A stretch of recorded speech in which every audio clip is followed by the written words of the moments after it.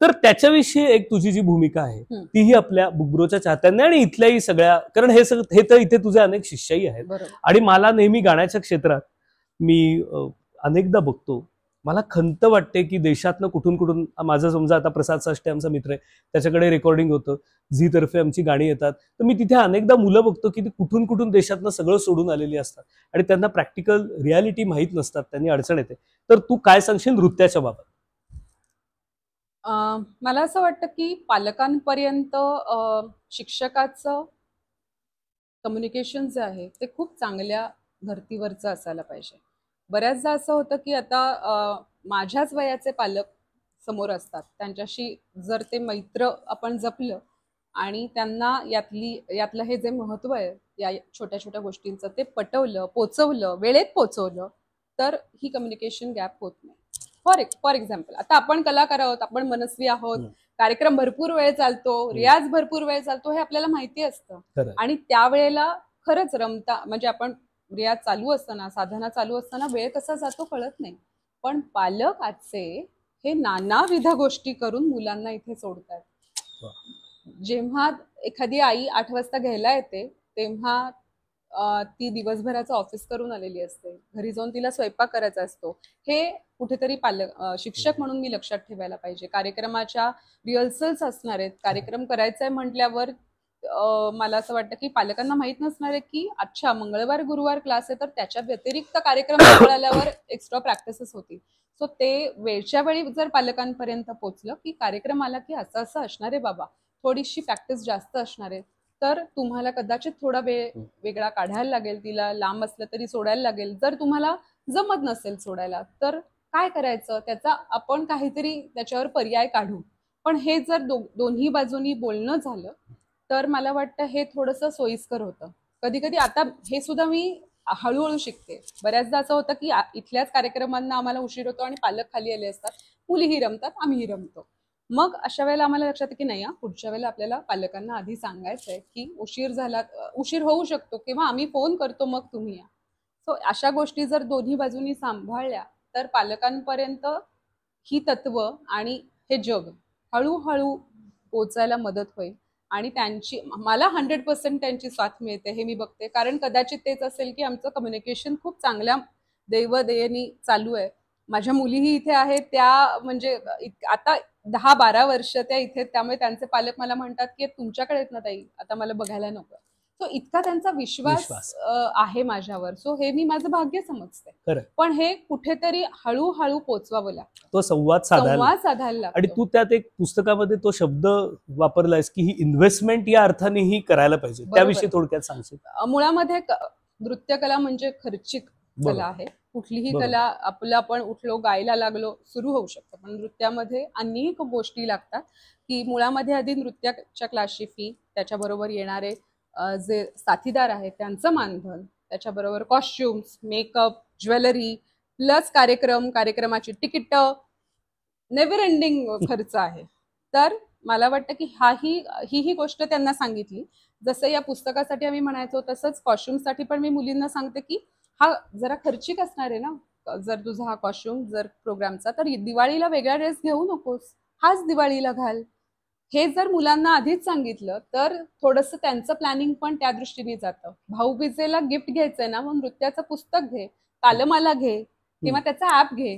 तर मला वाटतं की त्या दोन्ही दृष्टीने ती इन्व्हेस्टमेंट पण होते. बरं, आज तुम्ही नुसतंच साड्या गोळा करण्यापेक्षा आणि हे गोळा करण्यापेक्षा कुठेतरी त्याचा पुढच्या आयुष्यामध्ये उपयोग होणार आहे असं जर तुम्हाला जाणवलं तर एक नर्तक घडण्यासाठी आणि नर्तकाबरोबर त्याचं कुटुंब आपल्या बरोबर उभं राहण्यासाठी याचा नक्कीच मदत होते. त्यामुळे मला वाटतं की हा एक दृष्टिकोन मला या क्षेत्रामध्ये 30 वर्ष राहून आलाय. कारण आपण मध्यमवर्गीय आहोत, आपल्याला माहितीये की प्रत्येक वेळेला वर्षातनं 4-4, 5-5 कॉस्ट्युम करणं इम्पॉसिबल आहे आणि प्लस आपल्याला बांधून द्यायचंय, प्लस आपल्याला हे करायचंय. मग कुठेतरी त्या शिष्यांनी सुद्धा ते समाधान मानलं पाहिजे की हे मी करते आणि हे मला त्याच्या बदल्यात इतकं महत्वाचं मिळतंय. सो ते इतकं महत्वाचं वाटेपर्यंत त्यांना शिकवत राहणं आणि मग बाकीच्या गोष्टींचा त्याग करता येणं. कारण हे घेण्यासाठी नृत्य, आता आपण किती मोठ्या मोठ्या कलाकारांचा ऐकतो, झाकीरबाईंचा ऐकतो की मी संध्याकाळी कधी खेळायला नाही जाऊ शकलो, माझे सगळे मित्रमैत्रिणी खेळायला जायचे, पण मला नाही जमलं, मला पार्टीजना नाही जाता आलं. तर हे कुठेतरी शास्त्रीय कला शिकताना किंवा कुठलीही कला तुम्ही मनापासून शिकताना या गोष्टींचा त्याग करावा लागणार आहे, हे त्यांना कुठेतरी मानसिकरित्या पोचवणं गरजेचं आहे. आणि त्याच्या बदल्यात त्यांना खूप जास्त काहीतरी मिळणार आहे, आणि ही इन्व्हेस्टमेंटच आहे, तर नुसतीच पैशांची इन्व्हेस्टमेंट नसते. त्यामुळे या सगळ्या दृष्टीने मला वाटतं त्यांच्यापर्यंत ते पोचवायला पाहिजे. त्यांना काय मिळणार आहे आता तू म्हणत होतीस ना, तर मला पुशी रेगे आठवले. पुशी रेगे मराठीतले मोठे कवी लेखक, त्यांचं सावित्री नावाचं फार सुंदर पुस्तक आहे, कादंबरी आहे. त्याच्यात लच्छी म्हणून असते, कुर्ग प्रांतातली ती सगळी जी आहे गोष्ट ती. आणि त्या लच्छीच्या इथे ना त्या तिथे मोर येत असतो सारखा, आणि तो लच्छीचा जो मोर असतो तर तो तिच्यासाठी नाचून दाखवत असतो. तर पुशी रेग्यांनी असं म्हटलंय की तिला ते नर्तन फार आवडत असतं मोराचं, आणि मग ती सारखं असं म्हणजे वाट बघत असते की कधी मोर येणार, आणि मग तो मोर नाचायला लागला की ही आनंदात नाचायला लागत असते. आणि मग पुशी रेग्यांनी असं म्हटलंय की पुढे पुढे तर तो मोर आला का नाही हेही लच्छीला कळायचं नाही, कारण ती नर्तनातच दंग असते. हे म्हणजे नृत्यमय होणं. ही इन्व्हेस्टमेंट कशासाठी तर या पातळीला जाण्यासाठी, आणि इथे ही कला कुठलाही आनंद देते, आणि त्या कलेत तेवढी शक्ती आहे. म्हणजे तुला अगदी योगायोग म्हणजे सुरुवातीची सावनी पाय मारायला शिकते, 1 2 1 2 ता थे जस्ट टॅपिंग, त्याच्यामध्ये ती इतकी रमून जाते की तिला मी मोर झाले असं वाटायला.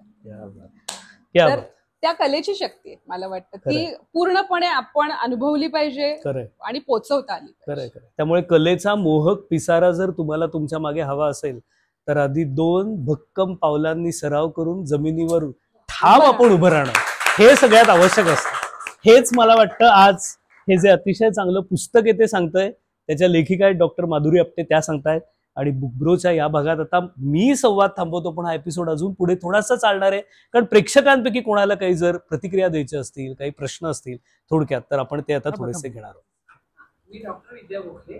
मला असा प्रश्न आहे की आता आमचा संगीताचा रियाज जो असतो तो चक्क मांडी घालून वगैरे, म्हणजे फक्त डोकं, गळा आणि मन, फार तर हृदय, आमची प्रतिभा हीच काम करत असते रियाजच्या वेळा.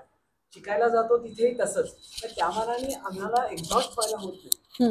हे नृत्यात या मुलींना तुमच्याकडे करत असतात तेव्हा, घरी करत असतात तेव्हा, अशा सगळ्या याच्यात शाळेचा अभ्यास करताना काही एक्झॉस्ट झाल्यासारखं वाटतं.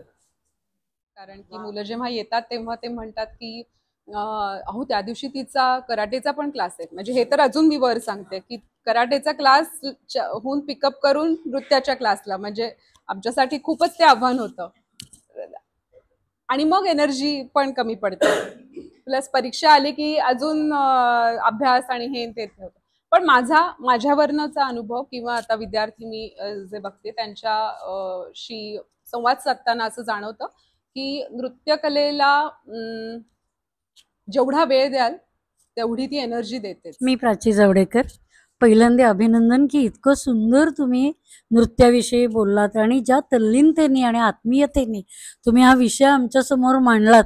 आम्ही नकळतपणे बोल थोडेसे इकडे तिकडे कसे आहेत ते केले, पण हे सगळं करत असताना मुलांची कसरत, पायांची असणारी दमणूक, पण हे सगळं करत असताना मी आत्ता घरातून तुमच्या आले त्यामुळे एक गृहिणी पण मला तिथे दिसली. तर ह्या सगळ्याबरोबर असणारं हे गृहिणी पण आणि त्याचा असणारा तालमेळ हा तुम्ही कसा घातलात? याच्या मागे 2 खंबीर स्त्रिया आहेत, 3 म्हणेन मी. माझी आई, जिला मी कायम सगळ्यांसाठी करताना पाहिलंय, अविरत तिचे कष्ट चालू असतात आणि दुसऱ्याला देण्यामध्ये तिला शक्ती मिळत असते, हेही मी बघते. त्यामुळे आई इथे आहे, नाही हलवी होते त्यामुळे हा घेऊ शकते.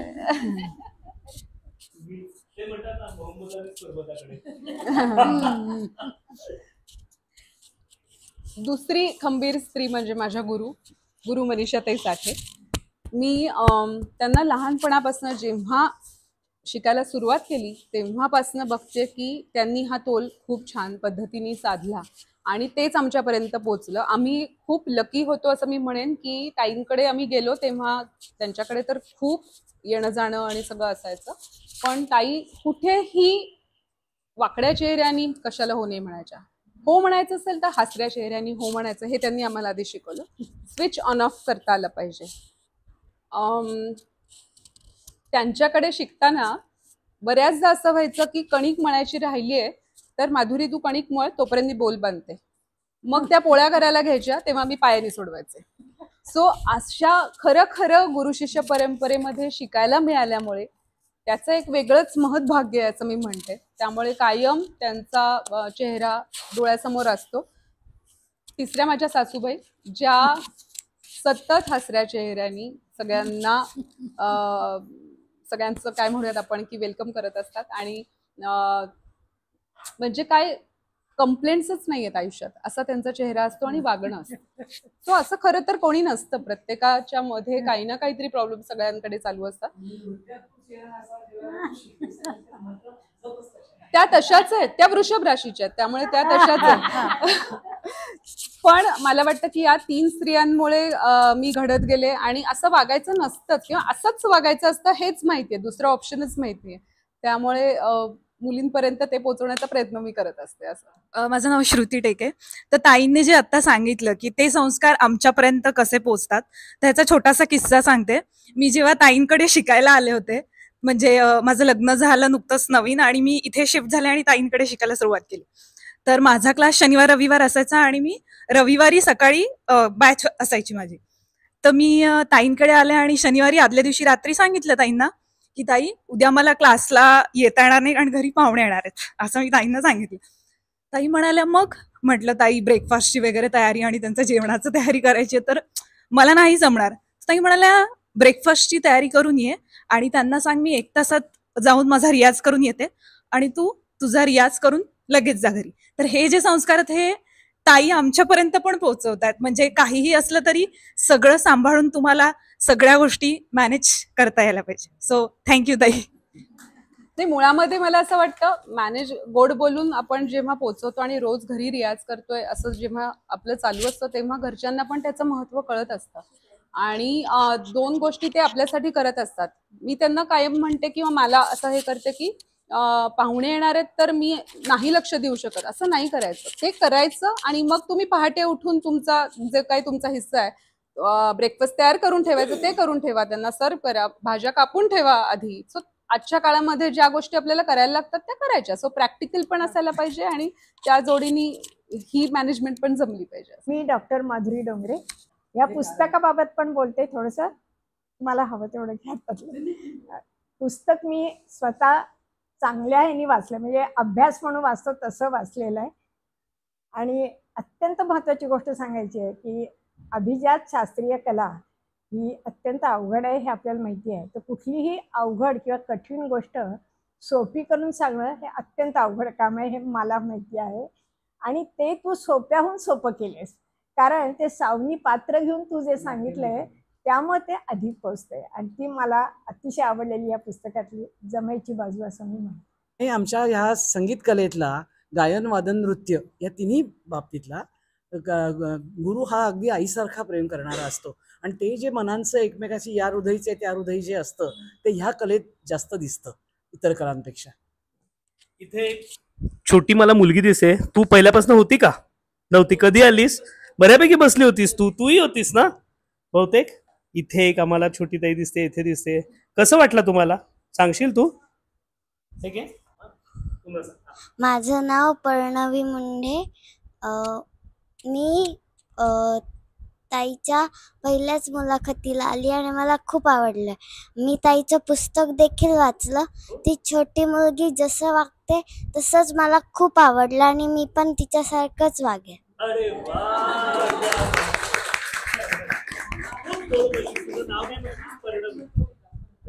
पर्णवी, क्या बात है, क्या बात है. आणि इकडे ही एक अजून छोटी आमची मैत्रीण आहे. हे हातात धर. तुझं नाव सांग फक्त आम्हाला. माझं नाव माही सरनोबत. मला मजा आली ऐकून, खूप छान वाटलं.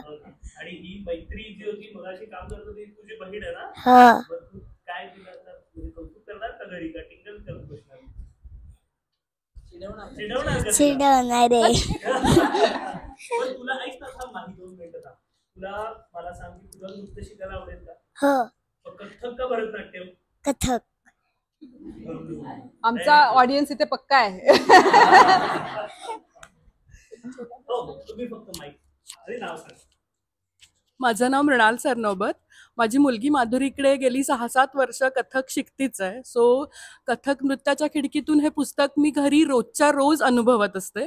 यात एकच प्रश्न मला माधुरीला विचारायचा आहे की गेली 6-7 वर्ष मी तुला जेव्हा कधी बघते, तुझे प्रोग्राम्स असू देत, क्लास असू देत, तुझ्यामधला एक शांतपणा आणि एक साधेपणा हा एक नेहमी ही एक अशी गोष्ट आहे की नेहमी मी जेव्हा कधी येते तेव्हा ती एक मनाला एक स्पर्शून गेलेली एक छोटी गोष्ट असते की जी मी नेहमी सांगते की ही तू शिक. बाकी नृत्यातला एखादा प्रकार तू कमी शिकलास तरी चालेल, पण ताईकडची ही गोष्ट तू नक्की शिक. तर आमच्या आयांसारखं एक असं कधीतरी एक होतं ना की आपण आज नाही बाबा आज या मुलांवर चिडायचंच आहे, असा मोमेंट तुझ्याकडेही सावनी एवढीच मुलगी आहे तर तुझाही येतो का? तर ती परिस्थिती तू कशी हँडल करतेस तेही आम्हाला ऐकायला आवडेल. डायरेक्ट मुलीला विचारायचं का? नाही, नक्कीच मलाही मी त्याच म्हणजे मार्गावर आहे. त्यामुळे मी म्हणेन की नृत्य वर्गातल्या मुली माझ्या समोर वेगळ्या पद्धतीने येत असतात. त्यांना माझ्याशी असलेली अटॅचमेंट वेगळी असते, थोडी ताई म्हणून असते, त्यांच्याबरोबर कमी वेळ मी असते, पूर्ण वेळ नसते. सो त्यांना कपड्यांची घडी घाल आणि हे कर असं मला डिरेक्टली नाही सांगायला लागत, पण त्यांना मी म्हटलं तसं की लेकी बोले सुने लागे सारखं मी इकडे तिकडे सांगत असतं तसं त्यांना ते कळतं आणि त्या करतात. पण अर्थात माझंही घरी असं होतंच, कारण माझी मुलगी आहे आणि आपल्याला खूप असं वाटत असतं ना की काळजी की अरे असं मी सांगते तर दूध पिणं हे खूप महत्वाचं आहे, आता तर प्यायला पाहिजे. पण टीनेज मध्ये आलेल्या मुलींना आता मला नाही प्यायचंय इतकं शांतपणे त्या सांगू शकतात. तर मला असं वाटतं की थोडं हळूहळू आपण ऍक्सेप्ट करायला पाहिजे आणि त्यांना त्याचं महत्व हळूहळू जसं पटवता येईल. सो माझाही हा स्ट्रगल चालूच आहे आई म्हणून, त्यामुळे मी प्रयत्न करतच आहे, कारण त्याबाबत आई मुलीचं नातं हे कायमच वेगळं असतं. त्यामुळे तिला एक बहुतेक सोनार मिळाला की मला सोपं होऊन जाईल. अजून काही पण अर्थात सॉरी मला एक बोलायचं, पण अर्थात या मुलींबरोबरचं माझं नातं किंवा हे विचार कायम तिच्या कानावर पडत असल्यामुळे कुठे ना कुठेतरी त्याचा फायदा होतो. म्हणजे तिला माहिती असतं की आज माझा कार्यक्रम आहे तर ती माझ्यासाठी चहा आपणून करून देईल, किंवा आज आई ब्रेकफास्टची सोय मी करते असं ती आपणून करेल. आई पाय दुखतात का, तू पायाला प्रायोरिटीवर घे. हा, सो ह्या गोष्टी तिच्या खूप जास्त जागृत एक कलाकाराच्या घरात वाढल्यामुळे असेल, किंवा लयतालाच्या ती जेंबे शिकते तर त्याच्याबरोबर आमच्या तिहाया गिनत्या असं होत असतं. सो तो एक संवाद वेगळा असतो, त्यामुळे एक वेगळ्या अँगलनी पण ते सगळं घडत. नमस्कार, मी अश्लेषा महाजन. मी 2 गोष्टी इथे मांडणार आहे छोट्याशा. एक म्हणजे माधुरीताई बालकुमारांसाठी जे काही काम करतायत, म्हणजे मोठ्यांसाठी तर करतातच, पण पुस्तकाच्या माध्यमातून बालकुमार नर्तकांसाठी नर्तिकांसाठी हे जे काम करतायत त्याचं मला खूप अप्रूप वाटलं. कारण बालकुमार हा जो वयोगट आहे हा अतिशय संस्कारक्षम असतो आणि त्यांच्यामध्ये खूप एनर्जी असते आणि त्या एनर्जीचं काय करावं हा त्यांच्या पुढे प्रश्न असतो. आणि ती एनर्जी तर जर कलात्मक पद्धतीनं बाहेर येत असेल तर त्याच्यासारखं दुसरं सोन्याहून पिवळं मी म्हणेन की त्याच्यासारखं दुसरं उदाहरण नाही. त्यामुळं ह्या पुस्तकाचं मी अतिशय मनपूर्वक स्वागत करते. आणि बालकुमारांसाठी लिहिणं हे खूप मोठं आव्हानात्मक काम आहे याची मला कल्पना आहे. पण सगळ्या मोठ्या कवींनी लेखकांनी म्हणजे कुसुमाग्रज, शांताबाई, वसंत बापट या सगळ्यांनी, विंदा करंदीकर यांनी सुद्धा आवर्जून लहान मुलांसाठी लिहिलेलं आहे. आणि सांगायला आनंद वाटतो की मी सुद्धा बालकुमारांसाठी असणाऱ्या एका मासिकाचं संपादन करते, त्यामुळे मला याचा अनुभव. आणि या पुस्तकासाठी बुक ब्रोसाठी माझ्या हार्दिक शुभेच्छा. नमस्कार, मी विलास पोतनीस. समोर जी माधुरीताई बसली तिचा मी बाबा. आता इथे कलाकारांची गुरु आईच असते असं म्हटलं तर बाबाला कोणी म्हणतच नाही, पण मी माझ्याकडून प्रयत्न करतो. आणि मी आत्ताची मुलाखत ऐकली त्याच्यातून मला तिच्याकडूनच शिकण्यासारखं बरंच वाटतंय. मी खूप वर्ष सगळ्यांना शिकवतोय, पण तिच्याकडून शिकण्यासारखं बरं. गणितालाही ताल असतो, पाढे म्हटले तर त्या तालात म्हटले तर सोपे राहतात. आणखीन डान्स केला तर कलेमध्ये तालामध्ये म्हटलं तर ते छान होतं. मला खूप खूप अभिमान वाटतो माधुरीताईचा आणि मी तिचा बाबा असल्याचा. मी सुनीता प्रभुणे, मी जवळच राहते आणि आशुतोषची मावशी, त्यामुळे त्याचा कार्यक्रम म्हणून मी आले. माझी नात कथ्थक शिकते म्हणून मला थोडं थोडं आता हल्ली घरी रोज प्रात्यक्षिक पाहायला मिळतं. आणि त्यांनी जसं सांगितलं तसं आज मला 75 घुंगरं मिळणार आहेत, घुंगरांचं हे म्हणून ती नवीन नवीन ड्रेस वगैरे घालून जात होती आणि नेमके त्या दिवशी तिचे घुंगरू न आल्यामुळे ती एवढी निराश झाली आणि दुसऱ्या दिवशी पुन्हा त्याच उत्सुकतेने नवीन परत तिचा तो पंजाबी ड्रेस घालून ती गेली होती. हे सगळं माझ्या डोळ्यापुढे आलं ज्या पद्धतीने आता तुम्ही सांगितलं. आणि तुमचं हे पुस्तकाविषयीचं सगळंच एकंदर वाचून की नृत्य ही कला नुसती कला म्हणूनच नाही तर आपल्याला बऱ्याच गोष्टी आयुष्यामध्ये देते आणि तुमचं हे पुस्तक वाचण्याची खरंच खूप उत्सुकता निर्माण झाली आहे. धन्यवाद. माझं नाव दीपा दामले. माझं भाग्य आहे की मी मनीषा ताईंकडे मला शिकण्याची संधी मिळाली होती. आता बरेच वर्ष त्याच्यात खंड पडलेला आहे. पण जसं माधुरीताई मगाशी सांगत होत्या की ती कला ही असते ती आयुष्यभरासाठी असते आणि तुम्हाला ती आनंद तुमच्या मनामध्ये निर्माण करत असते. आता जवळपास 30 वर्ष कथ्थक मी करत नाहीये, तरी सुद्धा आज अजूनही कथ्थक कुणाचंही बघताना त्याच्याविषयी बोलताना जो काही आनंद निर्माण होतो मनामध्ये, तो कथ्थकची जशी माधुरी मगाशी सांगत होती की ती त्या कलेची ऊर्जा आहे आणि त्या गुरूंचा आशीर्वाद आहे.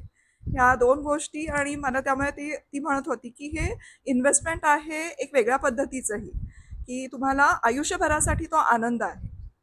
आणि दुसरं मला असं सांगायचं आहे की माझ्या मुलाकडे बघून मला असं वाटतं की आजकालची जी पिढी आहे ते त्यांच्या वरती ना खूप असं बोललं जातं किंवा शाळा आजूबाजूच्या ठिकाणी सगळीकडे हे खूप महत्त्व दिलं जातं की ते ग्लोबल सिटिझन्स होत आहेत. कारण आता सगळंच जग एकत्र जोडलं गेलेलं आहे. त्यामुळे भारतीय संस्कृती किंवा भारतीय असणं ही जी एक ओळख त्यांना कुठं न मिळणार आहे हे खूप अवघड जातं एक आई किंवा एक पालक म्हणून त्यांना समजावून सांगणं. तर मला असं वाटतं की जे कोणी मुलं मुली शास्त्रीय कला नृत्य आहे गायन आहे शिकत आहेत ते खूप फॉर्च्युनेट आहेत. त्यांचे आईवडील खूप फॉर्च्युनेट आहेत कारण त्यांना आपल्या संस्कृतीची एवढ्या जवळनं ओळख होतीये. त्यांना एक आयडेंटिटी मिळते, एक ओळख मिळते भारतीय असण्याचं, भारतीय संस्कृतीशी जोडलं जाण्याचं. आणि माधुरी तू ज्या पद्धतीने हे सहज सोपं करून सांगितलंय त्याच्यामुळे ती भीड न राहता त्याच्याविषयी आत्मीयतेने समजून घेणं आणि असोसिएट करणं सगळ्यांनाच खूप सोपं जाणार आहे.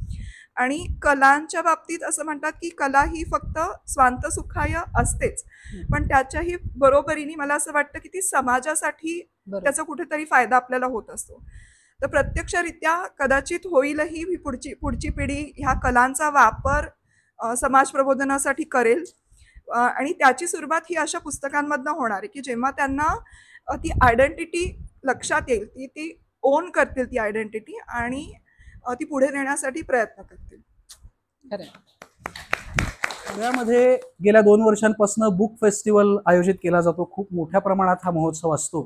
तर यंदाच्या वर्षी त्या आयोजकांच्या विनंतीला मान देऊन या पुस्तकाची जी दुसरी आवृत्ती आहे त्याचं प्रकाशन यंदाच्या बुक फेस्टिवलमध्ये 19 डिसेंबरला आम्ही केलं. मी त्यालाही हार्डली 3-4 महिने झाले असतील आणि सांगायला पुन्हा आनंद होतोय की आता प्रकाशकांकडनं पुन्हा एकदा फोन्स आणि मेसेजेस यायला लागलेत की दुसरी आवृत्ती संपतीये, तिसऱ्या आवृत्तीचं काम कधी सुरू करूया. तर इतका अतिशय सुंदर प्रतिसाद, उत्स्फूर्त प्रतिसाद सगळ्यांकडून असं पुस्तकाला मला मिळतोय. छोटा पण एक महत्वाचा भाग मला इथे शेवटाला सांगायचा आहे. काही लोक उशिरा आलेत. मगाशी इथे वंदना ज्या कलाकारांनी 4 नृत्यांगनांनी सादर केली तर त्यांची नावं आपल्याला फक्त कळली नाहीत. तर मी तुम्हा 4 जणींना इथे व्यासपीठावर निमंत्रित करतो. बुकब्रोच्या सगळ्या दर्शकांना तुमचं नक्की वंदना ते पुन्हा पुन्हा जाऊन, कारण युट्यूबचा हा फायदा असतो की तुम्ही पुन्हा तिथे मागे कर्सर नेता. एक मला माहितीये का युट्यूबला असं खाली ते व्हिडिओला हे येतात की अच्छा, सगळ्यात कुठला जास्त भाग कुठला जास्त भाग. पाहिला? हा. तर तो आता तुझ्या याच्यात बरेच वेळा तो येणारच आहे, माझ्या याच्यात बहुतेक फ्लॅट येईल, पण यांच्या याला बहुतेक सगळ्यात जास्त येईल. त्यामुळे या चौघी फार मोठ्या चांगल्या पुढे कलाकार तुम्ही होणार आहात. आत्ताच तुम्ही मी आहात नावं सांगते आणि त्यांची. माधुरी गुरु नावं सांगते. हा येस, मला खूप कौतुक आहे कारण त्यांचं म्हणून. आणि सगळ्यात पहिल्यांदा मला सांगायला आवडेल की ती जी गणेश वंदना होती त्याचं काव्य संगीत रचना माधुरीताई डोंगरेंचं होतं, जे आज इथे उपस्थित आहेत. अरे क्या बात आहे. आणि ज्यांनी केली ती श्राव्या दाबक, देवकी डोंगरे, रुचा लिमये, कल्याणी देशमुख. क्या बात. तुमच्या चौघींचे बुकब्रो तर्फे पुन्हा एकदा आभार. तुम्ही इतका छान परफॉर्मन्स आमच्यासाठी दिला. आजच्या एपिसोडमध्ये सहभाग घेण्यासाठी मी गुरु डॉक्टर माधुरी आपटे यांचे बुकब्रो तर्फे आभार मानते.